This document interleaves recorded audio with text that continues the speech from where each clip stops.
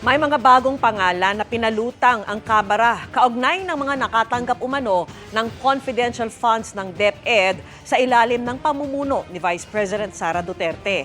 At gaya raw ng naunang Mary Grace Piatos, wala rin umanong record ang mga ito. Nakatutok si Tina Panganiban Perez. Amoy Liu, Fernan Amoy, Jog de Asim. Ilan lang daw ito sa mga pangalang nakatanggap ng confidential funds ng Department of Education noong panahon ng pamumuno ni Vice President Sara Duterte.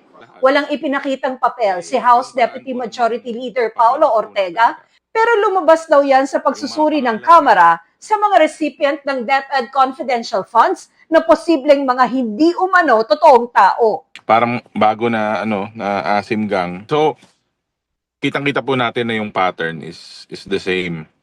Pareha po yung sitwasyon nung Mary Grace Piatos, si Miggy Mango, si Jay Camote, saka yung mga iba pong pangalan. Tulad ng mga ibang nauna nang nadiskubreng pangalan, wala umanong record sa mga ito sa PSA. 677 po ang wala pong records. Dadami talaga yan kasi it's hindi 1,000 plus po yan eh. Sa DepEd na lang 400 plus out of 700. So trend po yan. Ayon kay Representative Ortega, posibleng milyong-milyong pisong confidential funds ang tinanggap ng mga hindi totoong tao. Palalakasin daw nito ang Article 2 ng impeachment complaint. Pero meron nga bang masama sa paggamit ng inventong pangalan para sa confidential funds? Sinabi po nila meron pong proseso dyan.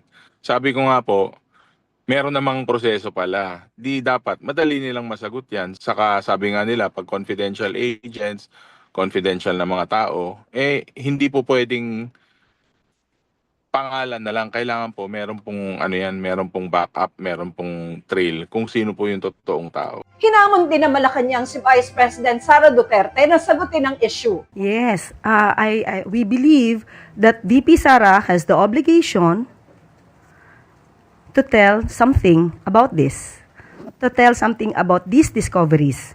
Marami na po ang naglilipa na patungkol sa mga peking resibo na di umanong na-issue po ng opisina po ni VP Sara.